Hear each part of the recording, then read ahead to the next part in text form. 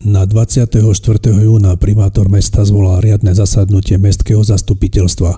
Poslanci po úvodnom schvaľovaní zmenili program schôdze tak, že do programu pridali a schválili bod Pokračovanie prerušeného mimoriadneho zasadnutia mestského zastupiteľstva zo dňa 11. júna 2014. Následne na to primátor odmietol viesť toto pokračovanie mimoriadnej schôdze a poveril jej vedením poslanca Kudlu. Rokovaciu salu opustili aj poslanci, ktorí sa minulej mimoriadnej schôdze nezúčastnili. Mimoriadna schôdza pokračovala diskusiou, v ktorej poslanec Beníček vyjadril nespokojnosť s informovaním o situácii v TVK-AS. Chcel vedieť informácie, ako bude prebiehať zásobovanie vodou občanov mesta a či sa zvýši cena vody.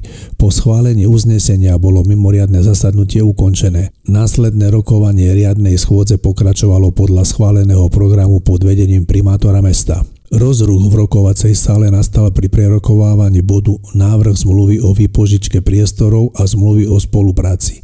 Primátor vysvetlil, že sa jedná o výpožičku priestorov v súvislosti s kultúrnym centrom Sihoď občianske združenie a mestom Trenčín. Predseda sociálnej komisie poslanec Pastva sa vyjadril, že zmluva bola prerokovaná na mestskej rade, ktorá ju neodporúča schváliť. Poslanci umožnili vystúpiť zástupcom Centra seniorov pani Luptákovej, ktorá povedala: Berte v úvahu mienku väčšiny a za touto väčšinou som bola poverená a dneska tu stojím a dneska sa k vám prihováram. Ďakujem. Potom dostala možnosť vystúpiť pani Čmelková, ktorá sa vyjadrila, že ak je niekto tady trochu, by som povedala, naklonený kultúre a vôbec slušne ladený, tak si myslím, že by mal trošku použovať a podporiť dobrú vec, aby to kultúrne centrum na Sihoti nezaniklo. Po skončení diskusie poslanci návrh zmluvy neschválili.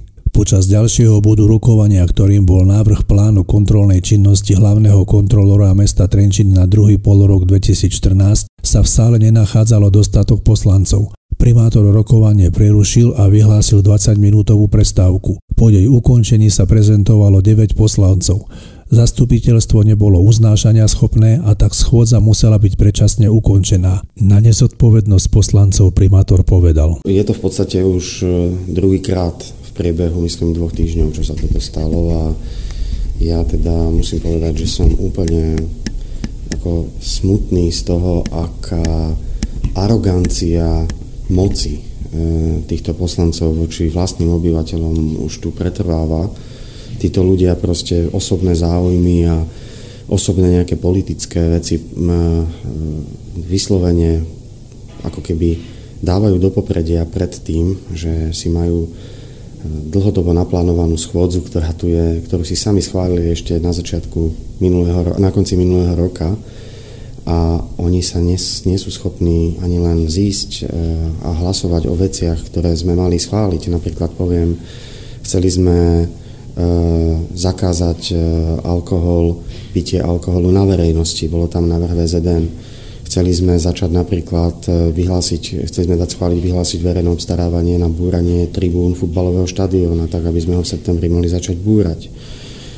Bolo tam všeobecné záväzné nariadenie, ktoré by mohlo pomôcť trhovníkom. Jednoducho sú to všetko praktické veci, ktoré sme mali pred sebou, a miesto toho sa tu proste 2,5 hodiny dialo niečo, čomu ja vôbec nerozumiem, a ja už fakt nechápem, že o čo sa tu hrá. Takže z tohto pohľadu som z toho hrozne smutný, a títo poslanci, teda väčšina z nich proste zaťažuje obyvateľov mesta svojou nejakou vnútornou nenávisťou voči mojej osobe a vnášajú to do riešenia problémov v meste a otravujú tým ľudí, ako ja som z toho úplne znechutený.